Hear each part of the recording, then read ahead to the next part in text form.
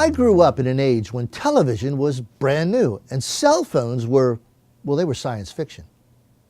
As kids, we played outside almost all the time, and our mom would have to holler for us to come in when it got dark.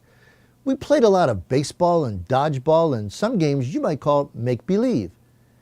In make-believe games, we pretended we were cowboys or pirates, Davey Crockett, Superman, Batman, and various other superheroes. This was innocent and fun. Playing make-believe is healthy so long as we don't get confused and lose sight of the real world, that is to say, the way things really are. For example, if my little brother actually believed he was Superman, actually became convinced that he could fly, to the point where he climbed out on the roof of our home and jumped, the result would be painful and perhaps tragic and maybe even fatal. You see, despite what my brother may have thought or felt, or actually completely and totally believed, he could not defy the reality of the law of gravity. This would be an example of dangerous make-believe. In my view, this essentially was the point that the County Council was trying to make to the leaders of the county school system last month regarding the school's policy of dealing with transgendered students. Now, prior to the action by the council, the county executive himself expressed his concern about school guidelines that allow for transgendered students to participate in single-sex athletic teams and use locker rooms and bathrooms and sleep in overnight situations with the gender a student identifies with rather than their biological gender.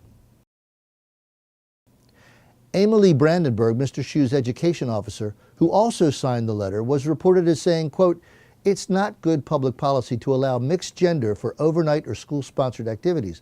We need to make sure we're looking out for the rights of all students," unquote. Well, for my part, it seems a shame that the leaders of our public schools needed to be reminded of these obvious realities.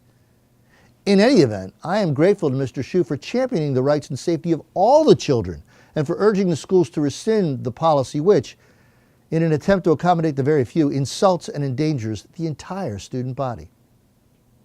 Now, regrettably, the response of school spokesman Bob Mosier was to call Mr. Shu's letter disappointing and to suggest that, quote, "we should be building up every group of students and every individual student, not segregating them," unquote. Well, I find it hard to agree with Mr. Mosier's implication that the current school policy, which allows for biological boys to share bathrooms and locker rooms and to bunk in with the girls on overnight trips, is, quote, building up any student or any group of students. To the contrary, I think the policy of determining the gender of a student based on the student's feelings rather than his or her biology recklessly endangers the student involved, as well as the rest of the student body. In a recent Wall Street Journal article entitled "Transgendered Surgery Isn't the Solution," Dr. Paul McHugh, formerly the chief of psychiatry at Johns Hopkins Hospital, concludes that transgendered individuals are suffering a disorder of assumption that is akin to anorexia or bulimia nervosa, where the sufferer's assumption that departs from physical reality is the belief by the dangerously thin that they are overweight. Now, with the transgendered, the assumption is that the individual differs from what is given in nature, namely one's maleness or femaleness. Dr. McHugh warns that, quote, "policymakers and the media are doing no favors either to the public or the transgendered by treating their confusions as a right in need of defending rather than as a mental disorder that deserves understanding and treatment and prevention," unquote.